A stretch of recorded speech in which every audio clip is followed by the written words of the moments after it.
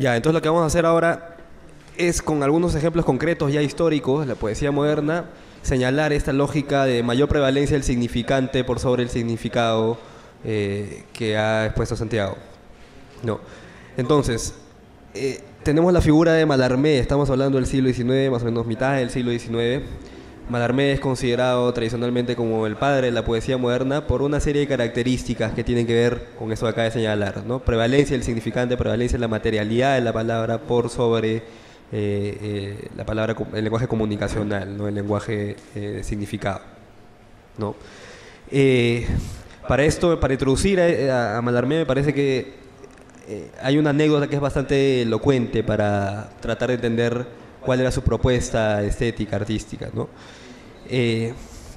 Mallarmé cuenta en un texto que él era amigo de este pintor impresionista famoso, ¿no? Edgar Degas, y parece que Degas también escribía poesía, y al parecer sus poemas no eran muy buenos como sus pinturas, ¿no? Y dice que un día Degas se acercó a Mallarmé con unos poemas bajo el brazo y le dijo, bueno, Stefan se llamaba, ¿no? Stefan, he querido escribir unos poemas, a ver, dime qué te parece, pero en realidad te confieso que tu actividad, tu oficio me parece infernal, ¿no? Sumamente difícil, porque tengo un conflicto, ¿no? El hecho es que tengo muchas ideas, pero no sé cómo expresarlas en las palabras, ¿no? Y Mallarmé le dice, pero Edgar, ¿no? En realidad te estás equivocando, ¿no? Porque no es con ideas que se hace la poesía, sino con palabras, ¿no? No es con ideas, sino con palabras. Y en realidad esta sentencia así contundente de Mallarmé me parece que se podría aplicar, bueno, según mi punto de vista, al arte en general, ¿no? No es con ideas propiamente que se hace con el, perdón, que se hace el arte, ¿no? O sea, digamos, no es con ideas que se hace una pintura, sino con colores, ¿no? No es con ideas que se hace música, sino con melodías. Las ideas obviamente están, aparecen, pero según entiendo, es una cuestión segunda que se le atribuye luego, ¿no? Entonces, idea y palabra, ¿no? La poesía tradicional, específicamente, ¿no? Lo que entendemos por poesía tradicional es poesía romántica, ¿no? El romanticismo. Y lo que quiere hacer el poeta romántico es, mediante el lenguaje, expresar ciertas ideas o sentimientos interiores que denotan conflictos personales, que denotan ciertos pasajes de su biografía, o no sé, ideas metafísicas, lo que sea, ¿no? Pero en todo caso, ahí lo importante en ese tipo de poesía está más en aquello que refiere la palabra que en la palabra misma, ¿no? O sea, en lo que representa la palabra, ¿no? No en la ventana, sino más bien en lo que está detrás de la ventana, según el ejemplo de Santiago. Entonces, lo que va a hacer la poesía moderna en contraposición a este tipo de poesía, o sea, lo que va a hacer Mallarmé, con un ejemplo que ahora voy a poner, que es El golpe de dados, un poema, es más bien darle mayor prevalencia, ya no tanto a la transparencia de la palabra, es decir, a la palabra como significado, sino más bien a la opacidad de la palabra, a la parte material de la palabra. En ese sentido, la poesía ya no va a ser sola, o sea, no va a utilizar las palabras como un medio de transmisión, ¿no? De sentimientos interiores o de ideas, etcétera, etcétera, ¿no? Sino va a decir Mallarmé que no es propiamente el poeta el que habla en el poema, sino que más bien el que habla es el lenguaje, ¿no? ¿Cómo así habla el lenguaje? A partir de esta concepción de la palabra entendida ya no como medio transparente, sino más bien como cosa, ¿no? Entonces se inaugura el paradigma de la palabra cosa, ¿no? Este es el ejemplo más claro para explicar esto que digo, ¿no? Es el poema más famoso de Mallarmé, se llama Un golpe de dado, ¿no? Un golpe de dado jamás abolirá el azar, dice el verso más famoso de este poema, ¿no? Y acá lo que vemos es un poco esto que hemos señalado, ¿no? Digamos, es el primer poema en la historia de la poesía que no puede ser específicamente leído en voz alta. O sea, nadie te puede contar este poema, tienes que verlo. Es más, nadie te lo puede recitar, tienes que verlo. Y en ese sentido, lo que se reclama por parte del lector es un ejercicio radicalmente, como digo, visual, plástico, ¿no? Las palabras, al ya no ser meros medios transparentes, ¿no? función a representar ideas, sentimientos interiores, ¿no? Sino al ser cosas, al ser materias dispuestas en una página en blanco, ¿no? Adquieren, por ejemplo, una tipografía distinta, ¿no? Según el contenido de cada verso, ¿no? Entonces, en ese sentido también hay una identificación entre, por ejemplo, ciertos espacios que ocupan las palabras en contraposición a los espacios vacíos. Entonces hay toda una suerte de revalidación de los espacios en blancos en analogía al lenguaje oral, ¿no? Que vendría a ser los silencios. Identificación entre espacios y blancos y silencios, ¿no? Bueno, que en realidad es una cosa que también aparece, por ejemplo, en la música, ¿no? O sea, los ritmos, las melodías, así como en la poesía, solamente existen porque existe su contraparte, ¿no? Porque existe el silencio, ¿no? Entonces el silencio no es como que el antónimo del lenguaje, ¿no? Sino más bien es como su complemento, ¿no? Es su otra mitad, necesaria para que el lenguaje sea tal, ¿no? Entonces esos silencios están, digamos, justificados en el poema por ciertos espacios en blanco, ¿no? Hay también una concepción de la página en blanco, en realidad denunciándola como ficción, ¿no? No hay tal cosa como página en blanco.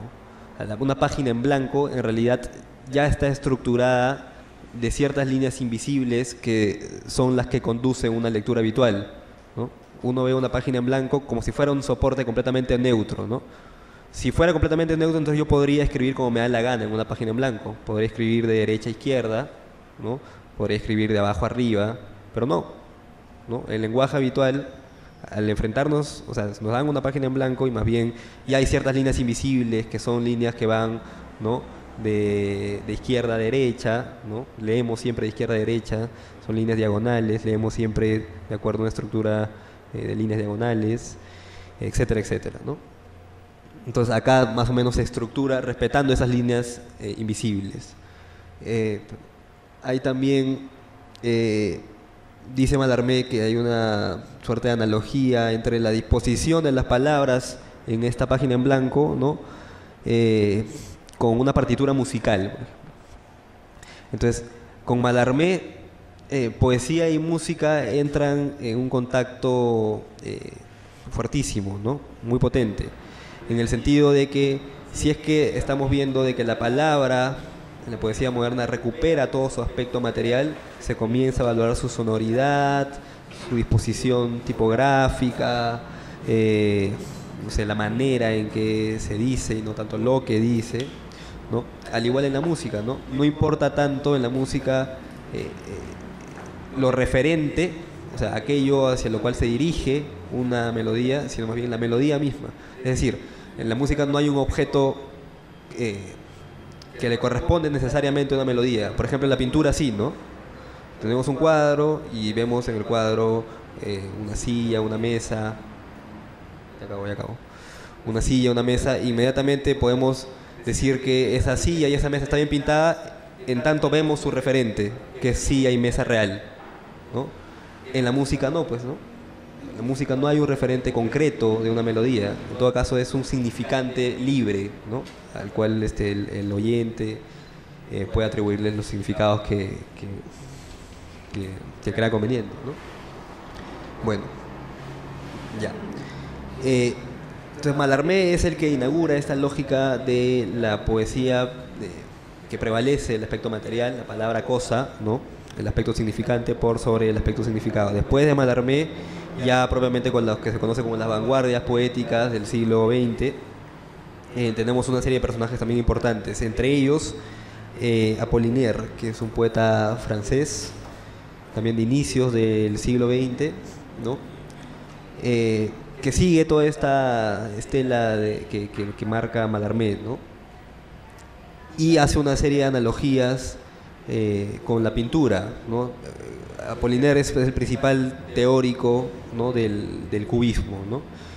Pero así como hay pintura cubista, hay también poesía cubista, ¿no?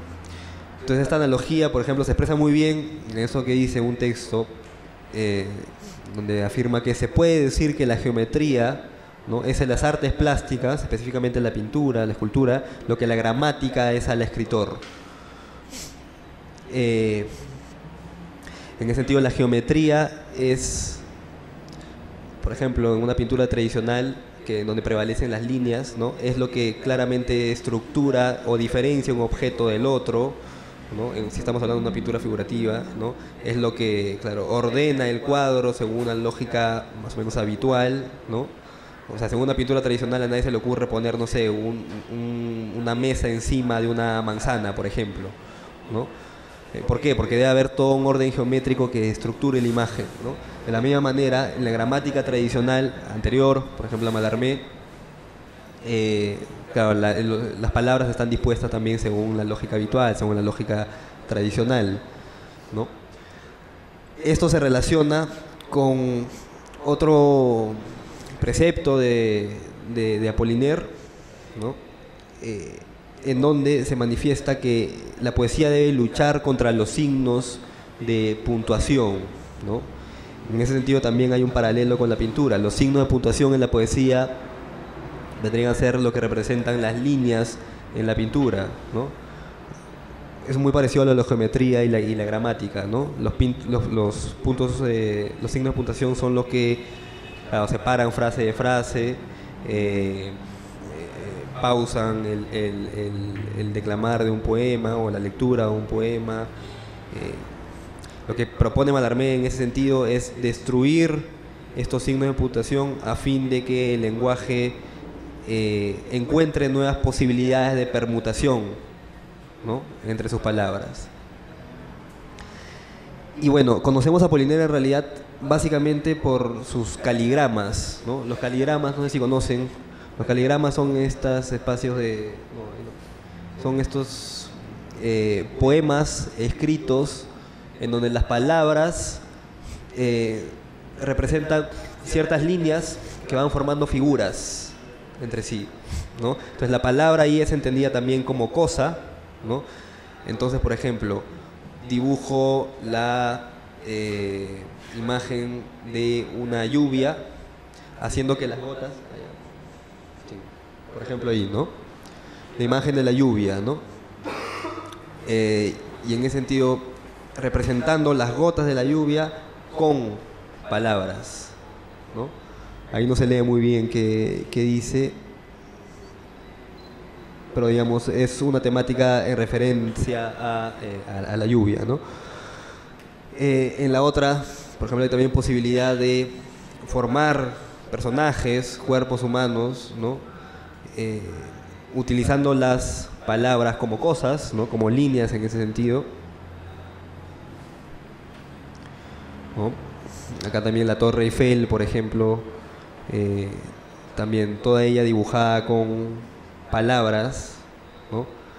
Además es curioso también observar cómo en el momento en que yo observo la palabra, ¿no? Plásticamente, en realidad se diluye la posibilidad de lectura que yo pueda tener de eso. Y al revés, cuando yo leo, el aspecto netamente plástico de la palabra también como que se esconde, ¿no? Entonces leer no es mirar, pues, ¿no? Leer es más bien entender a la palabra en su transparencia y no en su opacidad, ¿no? Para mirar más bien tengo que ver la parte material, la opacidad de la palabra en contraposición a la transparencia, ¿no? Ahí va a haber toda una línea que se dirige hacia la poesía visual, ¿no? Que ojalá haya tiempo para que tratemos. Este es un ejemplo que lo pusimos acá en realidad para hablar de un poeta peruano. No para hablar, no va a dar tiempo para hablar del poeta peruano, pero solamente para poner un ejemplo peruano, ¿no? Que es Jorge Eduardo Eyelson, ¿no? Que es uno de los poetas más conocidos que experimentó por este campo, ¿no? El campo de la poesía visual. Ya, ahora vamos a seguir con las corrientes, futurismo de ahí.